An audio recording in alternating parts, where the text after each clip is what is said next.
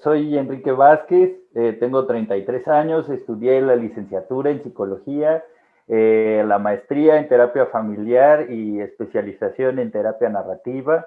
Llevo por muchos años en el activismo por los derechos de las personas con discapacidad, desde el 2010 aproximadamente. O sea que ya llevo rato en esto y pues nada, me considero alumno perpetuo de estos temas. Me gusta seguir aprendiendo y conociendo cosas y pues no sé qué más información se necesite para presentarme. No, con eso es suficiente. Muchas gracias por acompañarnos. Me gustaría que hoy nos cuentes un poco sobre la toma de decisiones en general, la toma de decisiones de las personas con discapacidad, que nos puedas compartir cómo es este proceso desde tu profesión, cómo entienden este proceso de toma de decisiones. ¿Es algo que se puede medir a través de una evaluación médica o psicológica? ¿Qué nos puedes decir? Híjole, es un tema complicado porque mucha gente está como muy amparada en el modelo médico, que de entrada desde el activismo de los derechos de las personas con discapacidad, decir modelo médico ya es decir mucho, o sea, ya es decir como el discurso bajo el cual se le han quitado derechos humanos a las personas con alguna discapacidad.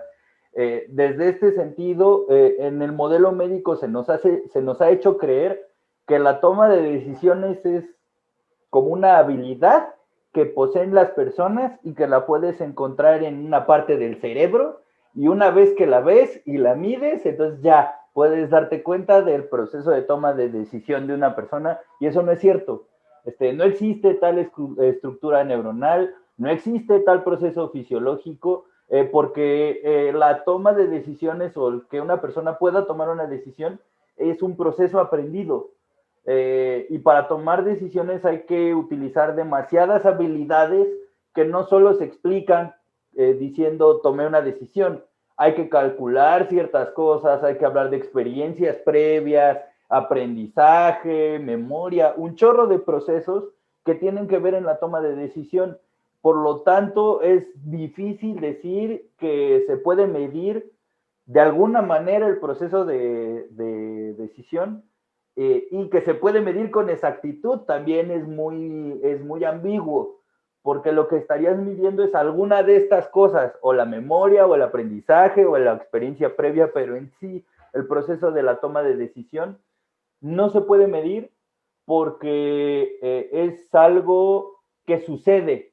O sea, tú no te encuentras el proceso de decisión en la calle o en el cerebro, no te lo encuentras hasta que no te enfrentas con tener que tomar una decisión. No es sino hasta ese momento en que tú puedes decidir si una decisión fue buena o no. Y aún con eso, o sea, aunque tú te veas frente a una decisión, el resultado o la valoración de qué tan eficiente fue tal o cual decisión, no la puedes tener en ese momento. O sea, por tener un ejemplo simple o a lo mejor medio bobo, si alguien decide casarse con otro alguien, no vas a ver si fue una buena o mala decisión hasta años después que vivieron casados y lo que logren. Y además la efectividad de esa decisión no depende solo de ti, sino de factores contextuales y de lo que hace la otra persona. Entonces, no, yo no podría decir que se puede medir la facultad de tomar una decisión, ni que se puede prever el resultado de ninguna decisión de ninguna manera. Qué interesante todo lo que nos estás planteando. Es otra forma a cómo están construidas las normas y cómo nos enseñan a pensarlo desde derecho, ¿no? Y yo te Sí, preguntaría, como teniendo en mente, creo que tú estás familiarizado con el estado de interdicción y sí. esta restricción que se hace al derecho de las personas con discapacidad a tomar decisiones. ¿Qué opinas de que se hagan este tipo de restricciones a ese derecho a tomar decisiones? Que se me hace totalmente injusto. O sea, haciendo, y voy a hacer la comparativa concienzudamente así. O sea, hasta 1940 las mujeres no tenían derecho a votar porque se consideraba que no tenían las habilidades de raciocinio suficientes como para poder emitir un voto libre e informado, porque pues las mujeres tenían que estar en su casa cocinando y haciendo cosas de mujer que no era votar, ¿no? En ese sentido, a las mujeres se les estaba truncando la posibilidad de tomar una decisión importante, que era votar. Eso es exactamente lo que se hace hacia las personas con algún tipo de discapacidad al momento de emitirle un juicio de interdicción. Es como volver a los 40 y decir que las mujeres no pueden votar, es exactamente lo mismo.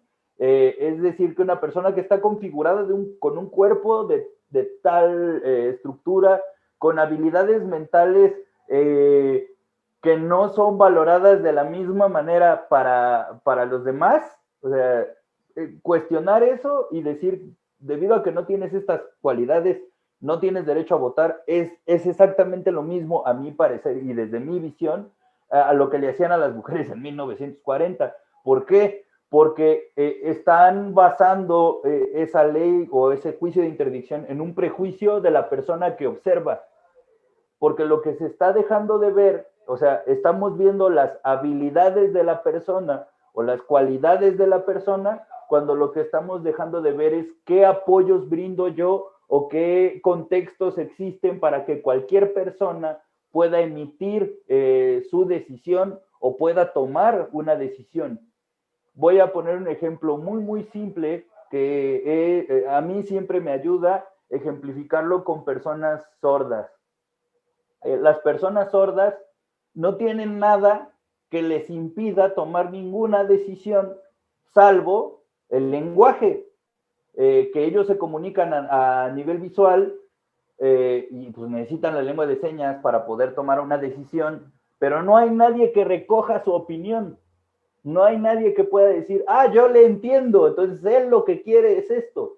Para las personas con algún diagnóstico de orden psiquiátrico, psicológico, lo que está sucediendo es que ellos están controlando, digamos, si es que existiera un desequilibrio químico y ya, pero eso no quiere decir que estas personas no sepan lo que es bueno para ellos o malo para ellos, lo saben.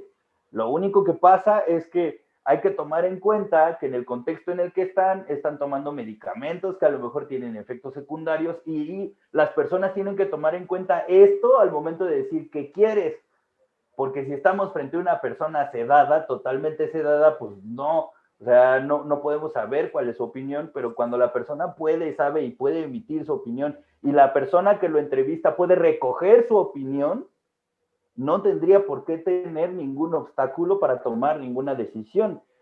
Ahora, hay personas con algún tipo de discapacidad intelectual que sus procesos de pensamiento no van con la lengua oral, por ejemplo, o su formato de entendimiento no va con la lengua oral y a lo mejor son más por lengua de señas o a lo mejor son más por imágenes o a lo mejor son personas que no están acostumbradas a tomar una decisión porque el entorno les ha prohibido tomar decisiones.